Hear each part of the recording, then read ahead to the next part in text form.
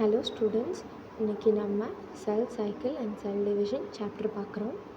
Cell division of a parent cell to form daughter cells. ஒரு cell வந்து daughter cell divide ஆகிறது தான் நம்ம cell division சொல்கிறோம். Cell cycle அந்த cell divide ஆகிறதுக்கு அந்த ஒரு ப்ராசஸ் இருக்குமே, ஒரு சைக்கிள், மைட்டோசிஸ், மியோசிஸ், எம்ஃபேஸ், அந்த ஃபேஸ், இன்டர்ஃபேஸ், அந்த எல்லா ஃபேஸையும் வந்து நம்ம செல் சைக்கிள்னு சொல்கிறோம். Generation time required by the cell to complete one cycle. அதாவது ஒரு செல் வந்து ரெண்டாக டிவைட் ஆகிறதுக்கு என்ன டைம் எடுக்குதோ அதை தான் நம்ம ஜென்ரேஷன் டைம்னு சொல்கிறோம். ஒரு ஈஸ்ட் வந்து 2 ஈஸ்ட்டாக டிவைட் ஆகிறதுக்கே நமக்கு 90 minutes எடுக்குது. அதே மாதிரி ஒரு ஹியூமனோட செல், நம்ம செல் வந்து டிவைட் ஆகிறதுக்கு 24 hours எடுக்குது. இப்போது செல் சைக்கிளை வந்து நம்ம ரெண்டாக பிரிச்சுக்கலாம். ஒன்று இன்டர்ஃபேஸ், இன்னொன்று எம்ஃபேஸாக. இன்டர்ஃபேஸில் வந்து நம்ம நான் டிவைடிங் ஃபேஸ்ன்னு சொல்லுவோம். இன்டர்ஃபேஸ் தான் வந்து ப்ரிப்பரேட்ரி ஃபேஸ். இன்டர்ஃபேஸில் வந்து டிவைடிங் ஆகாது, ஆனால் டிவைட் ஆகிறதுக்கு அந்த எல்லா ப்ராசஸுமே இன்டர்ஃபேஸில் தான் நடக்கும். அதுதான் longest phase. 95% of cell cycle வந்து இன்டர்ஃபேஸ் தான். It is a resting phase because the process of cell division isn't started now, and it is a metabolically active phase. Now coming to M phase. M phase is a dividing phase. Only 5% of a duration of a cell cycle, and dramatic phase, that is, it can be mitosis and meiosis. Now interphase. These are the preparatory phases which is going on before cell division. These are the preparatory phases. G1 phase is also called as growth gap 1 phase.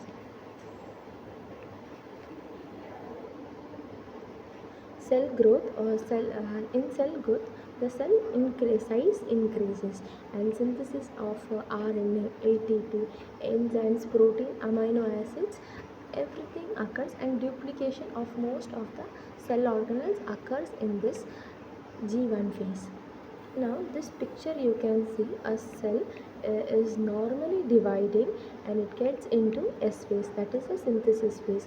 But some cells which lose the capability to divide, they gain a permanent structure and a function, so they go to G0 phase or quiescent phase.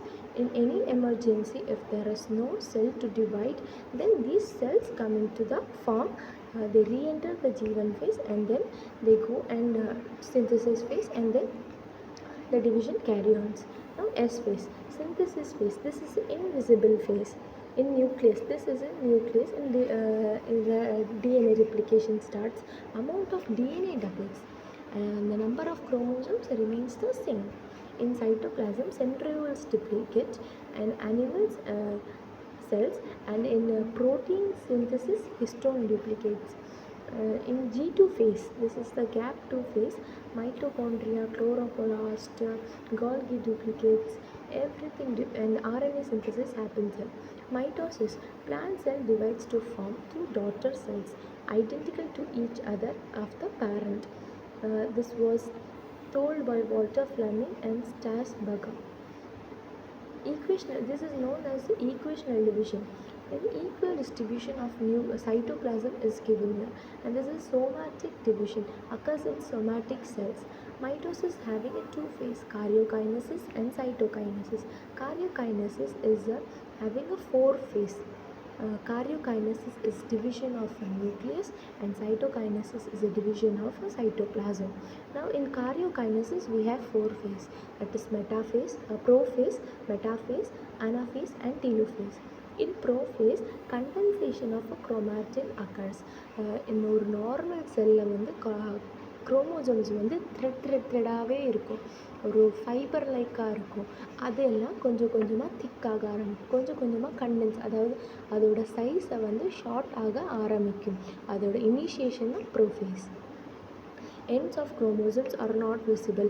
ஒரு நூலை அப்படியே படத்து விட்ட மாதிரி தான் இருக்கும் chromosomes initial ஃபேஸில். அதுதான் நம்ம இந்த சுப்ரீம் ஸ்டேஜ்னு சொல்கிறோம். ஃபர்தர் கண்டென்சேஷன், அது இன்னுமே ஷார்ட்டாக அப்புறம் திக்காக ஆகும்.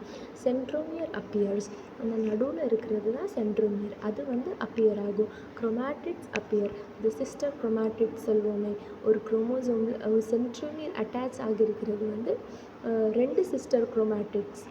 And kinetochore appears. Centrioles more move further away. அந்த மேலே இருக்க சென்ட்ரியோல்ஸ் அது வந்து ஸ்ப்ளிட் ஆக ஆரம்பிக்கும். Nuclear membrane, nucleolus, endoplasmic reticulum and Golgi எல்லாமே டிஸப்பியர் ஆக ஆரம்பிச்சிடும் இந்த ப்ரோஃபேஸில். ஓகே, இது வந்து நம்ம என்சிஆர்டியில் கொடுத்துருக்கு. ஆஸ்டர்ஸ் அப்படின்னா என்னென்னா சென்ட்ரியோல்ஸ் ப்ளஸ் ஆஸ்ட்ரல் ரேஸ். இந்த டயக்ராம் பாருங்கள். சென்ட்ரியோல்ஸ் மூவ் ஆக ஆரம்பிச்சிருக்கு அண்ட் ஆஸ்ட்ரேஸ் ஆர் ஃபார்ம்டு. அதை தான் நம்ம வந்து ஆஸ்டர்ஸ்ன்னு சொல்கிறோம். ஆனாஸ்ட்ரல் மைட்டோசிஸ் வந்து பிளான்ட்ஸில் அண்ட் ஆம்ஃபிஸ்டல் மைட்டோசிஸ் வந்து அனிமல்ஸில் நடக்கும். ஓகேவா?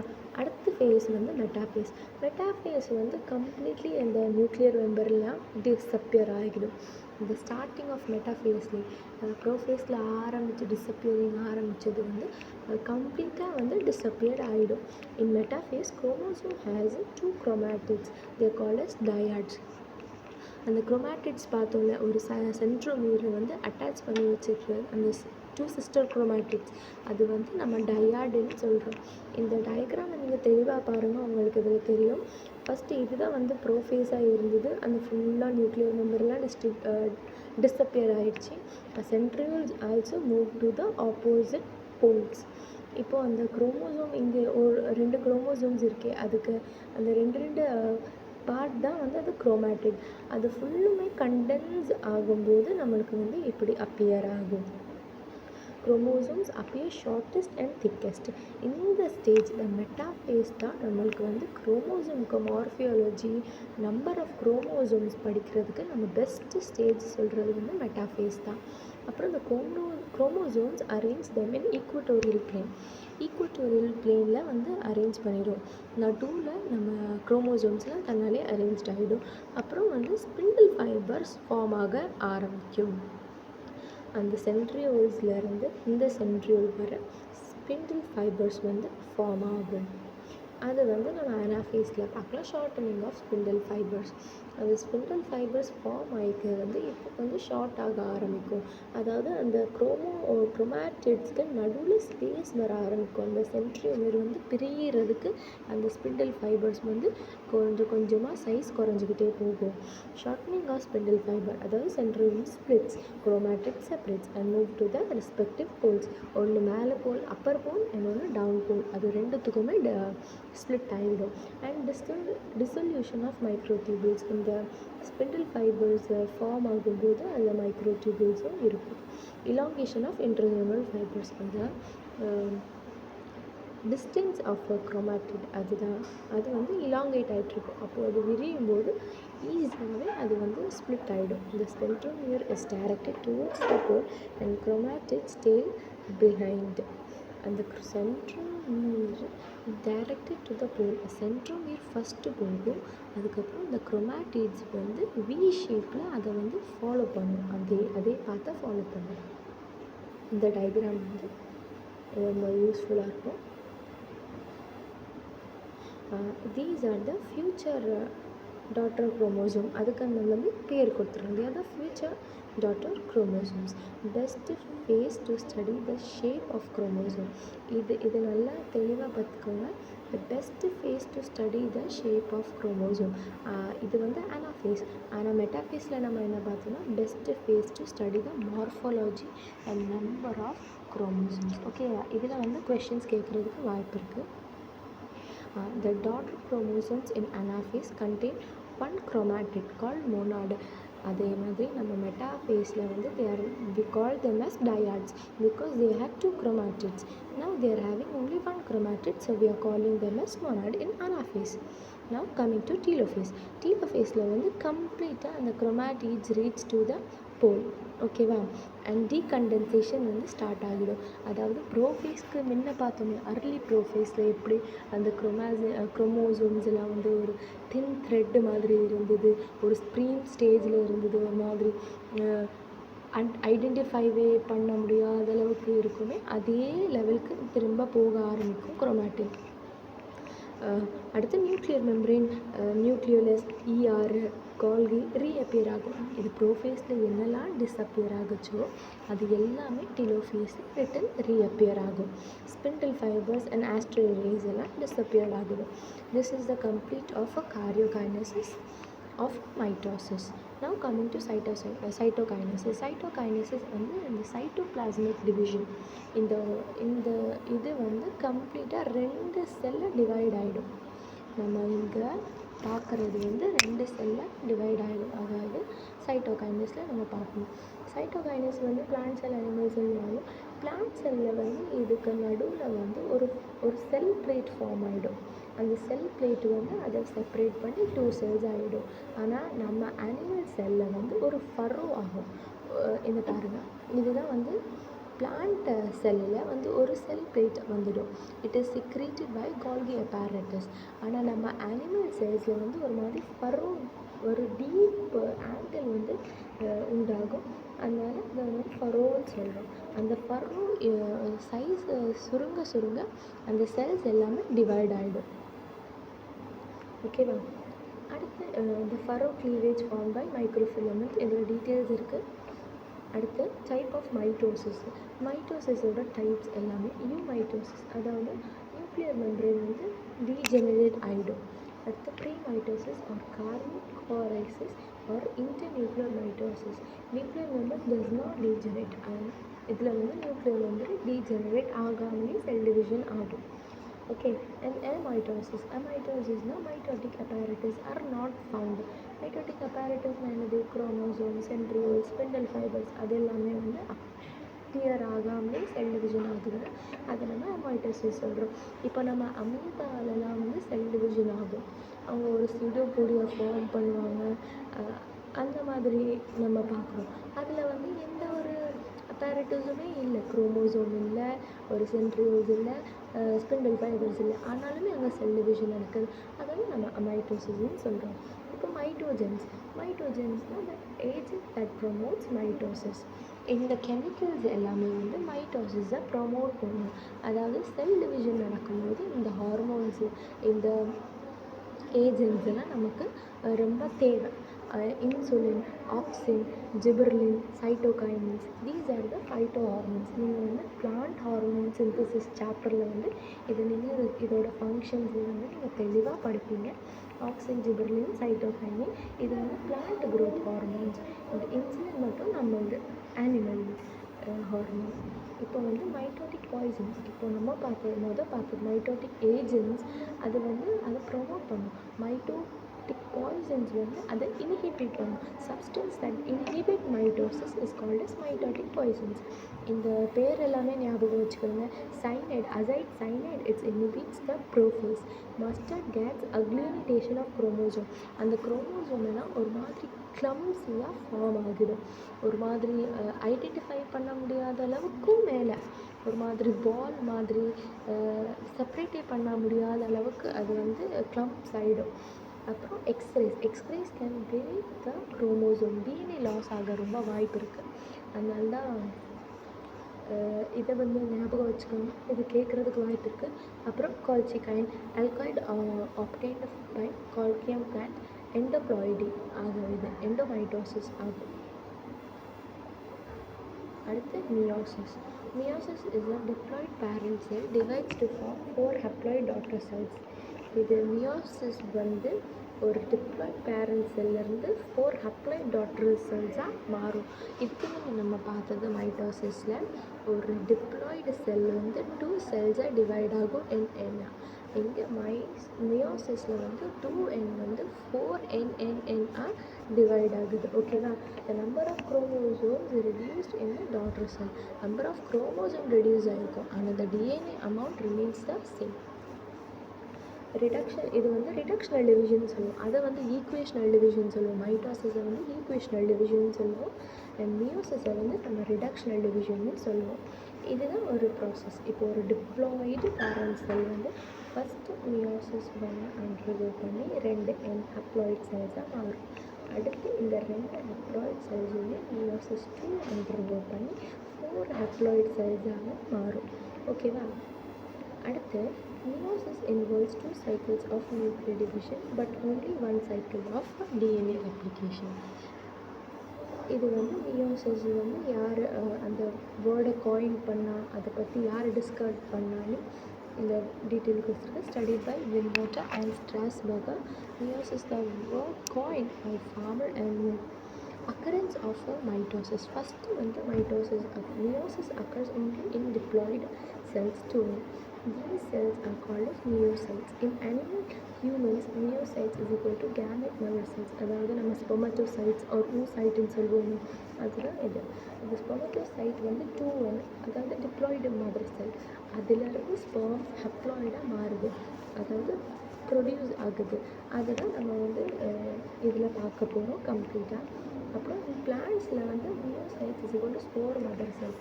ஸ்போர் ஃபார்மேஷன் இதில் பார்க்கலாம் நம்ம ஸ்போர் மதர் செல்ஸ். இந்த பிளான்ட் கிங்டம் சாப்டரில் இதை பற்றி நம்ம தெளிவாக பார்க்கலாம். இதில் வந்து அந்த ஸ்போர் ஃபார்மேஷன் எப்படி நடக்குது அது எல்லாமே டீட்டெயில் கொடுத்துருக்கு. In algae haplontic life cycle of algae கொடுத்துருக்கு. அப்புறம் ஸ்போரிக் ஃபார்மேஷனும் கொடுத்துருக்கு இல்லை மியோசிஸ்.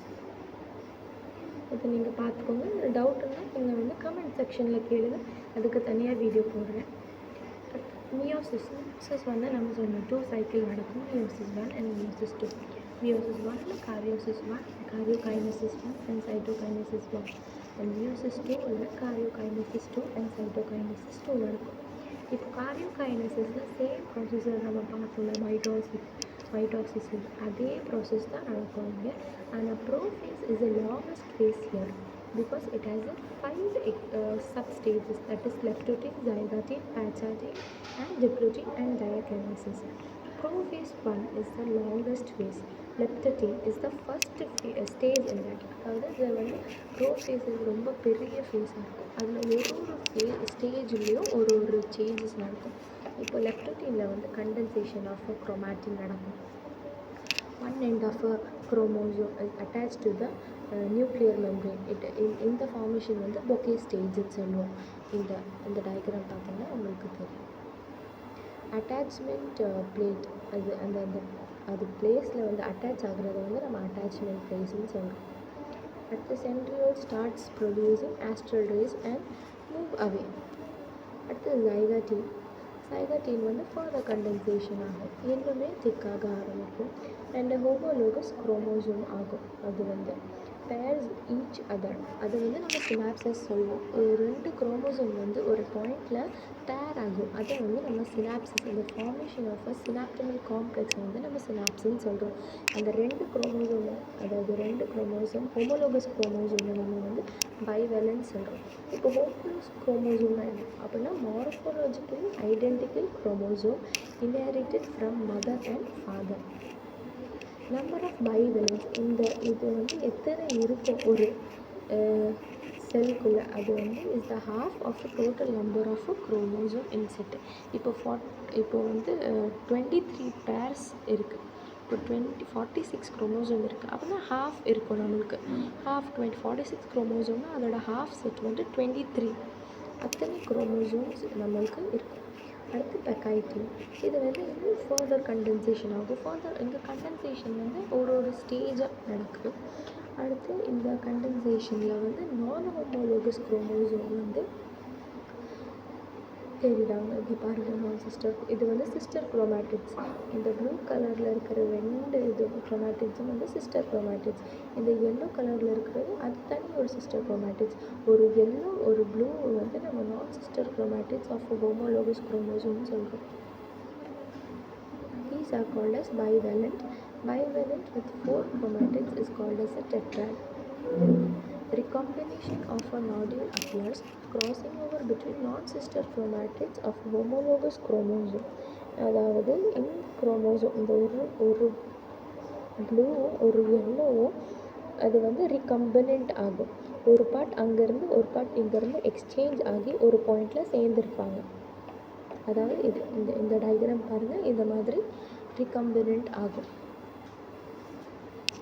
அடுத்த ஃபேஸ் வந்து டிப்ளோட்டினில் வந்து சினாப்டமல் காம்ப்ளெக்ஸ் ஸ்டார்ட்ஸ் டிசால்விங். அதாவது ஃபஸ்ட்டு நம்ம சினாப்ஸ் பார்த்தோமே, ஒரு 2 குரோமேட்டிட்ஸ் ஜாயிண்டாக இருக்கிற ஒரு பாயிண்ட், அது வந்து டிசால்வ் ஆக ஆரம்பிக்கும்.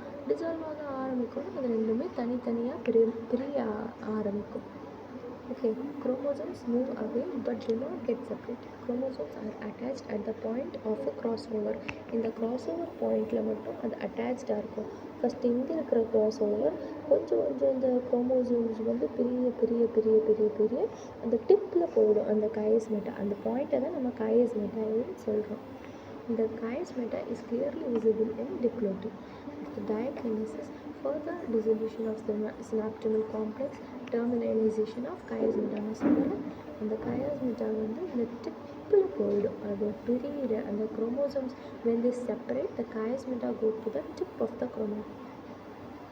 Centrioles almost reach the poles. Nuclear membrane nucleolus, ER Golgi apparatus starts disappearing. இதில் வந்து நம்ம தெளிவாக புரிஞ்சுக்கணும். அதில் ப்ரோஃபேஸ் ஸ்டார்டிங்லேயே வந்து நமக்கு டிஸப்பியர் ஆக ஆரம்பிச்சிட்டோம் மைட்டோசிஸில். அந்த மியோசிஸில் வந்து ப்ரோஃபேஸ் 1 ஃபுல் அந்த 5 ஸ்டேஜ் கம்ப்ளீட் ஆகிற அந்த லாஸ்ட் டயகைனஸில் தான் அது வந்து டிஸப்பியர் ஆகிறதுக்கு ஆரம்பிக்குது. அடுத்து metaphase 1. Metaphase 1 chromosomes appears shortest and thickest. அதாவது condensation is complete in metaphase 1. Centrioles have reached the poles, produce spindle fibers. The spindle fibers are formed.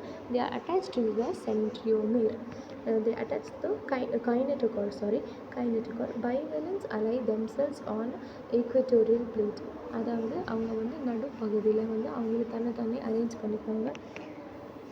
And chiasmata is visible here. Anaphase 1. Anaphase 1 is a dissolution of microtubules and the shortening of spindle fibers. Shortening of spindle fibers, internodal fibers elongate ஆகும் and homologous chromosome separate ஆகிடும். அந்த chiasmata வந்து break ஆகும். அப்போது anaphase 1ல் தான் disjunction ஆகும். அதாவது அந்த chiasmata பிரேக் ஆகுத ஸ்டேஜ் எதுனா நம்ம அனாஃபேஸ் 1ன்னு எழுதணும். அடுத்து டீலோஃபேஸ் 1 அப்படின்னா டீகண்டென்சேஷன் of chromosomes appear.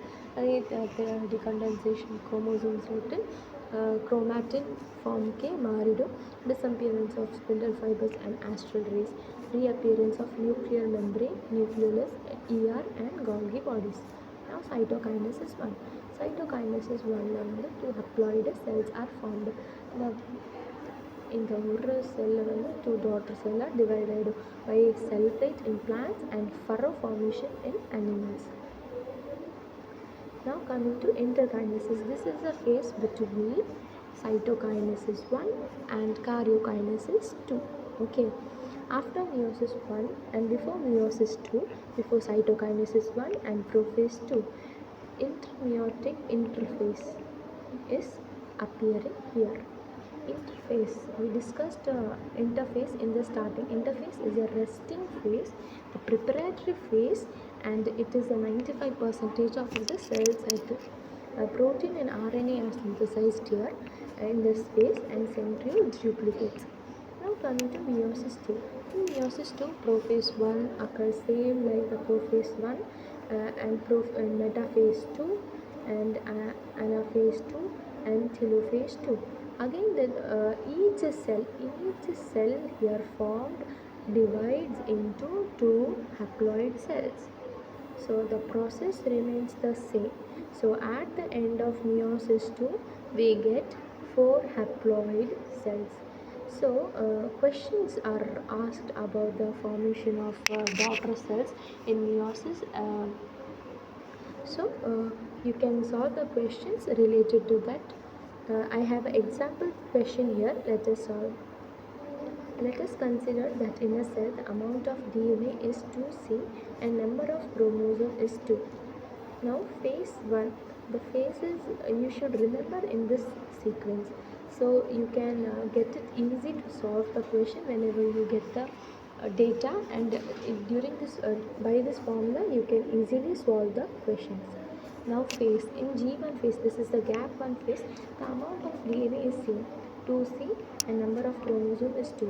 In synthesis phase, the amount of DNA doubles, but the number of chromosomes remains the same. In G2, the amount of DNA is also same and number of chromosomes is also same. In meiosis 1, the amount of DNA is split into 2, that is 2 haploid cells are formed. So the amount of DNA is divided into two, that is 2C and 2C, and the chromosome is also divided into two, that is 2 is divided into 1 and 1.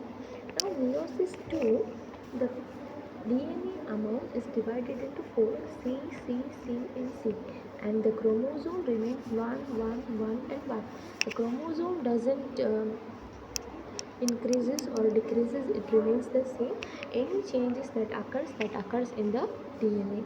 So this question you can solve. If the amount of DNA in G1 phase is 4C, then what will be the amount of DNA in the product of meiosis? So G1 is 4C. In the product of meiosis 1, it will be 4C 4C, it is equal to 8C. Okay, distributed in 4 daughter cells. So the amount of DNA in the daughter cells is 2C. 2C. Okay.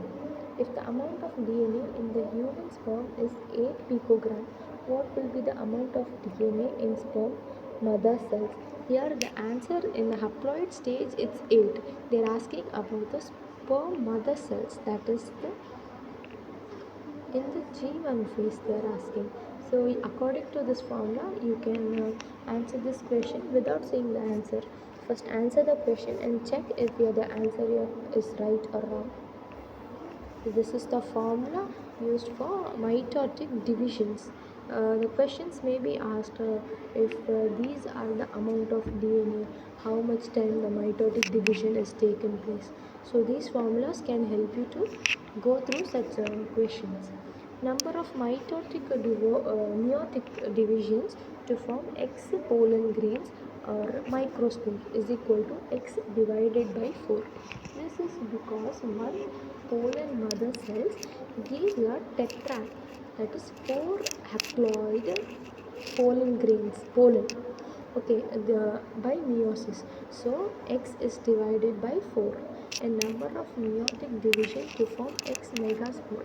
In the case of a megaspore, one megaspore mother cell divides by meiosis to form 4 megaspore, but 3 of them degenerates and only one sustains. So the formula will be X. So number of meiotic division to form X megaspore or female gametophyte or embryo sac egg is equal to X. I have given the detail also under this formulas. Now number of meiotic divisions to form X seeds or zygote or fruits, that is X plus X by 4. A fruit is formed by the fusion of a male pollen grain and female egg. So X plus X by 4, you get the answer. Now I have given a question here. Find out the number of meiotic division to form 200 seeds. So the above formula here is implemented. 200 is asked. Okay. So by the formula X plus X by 4 is equal to 200 and you get the value of X is equal to 250. How many megaspore mother cells are required to form 25 megaspores?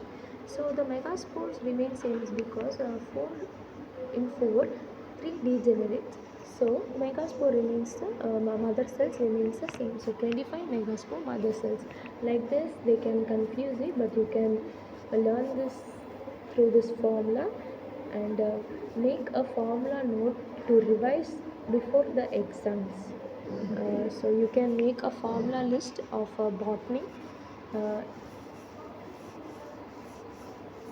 and now next topic. Here one question is here.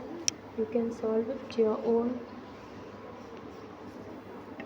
Regulations of cycle, cell cycle is the next topic. The transition of a cell from one phase to another is genetically controlled by protein. The protein is cyclin. Okay, cyclin is the G1 cyclin and M cyclin. The G1 phase and M phase cyclin. This G1 cyclin is synthesized in G1 phase and the M cyclin is synthesized in G2 phase. Now enzyme, which enzyme is helped is a kinase dependent on cyclin. This kinase enzyme is dependent on cyclin. So cyclin dependent kinase, so we write as a CDK. M cyclin plus CDK is maturation and the promoting factor.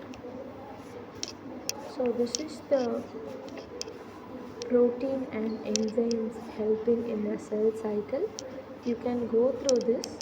First, the G1 cyclin, it goes to the and settles in the active phase.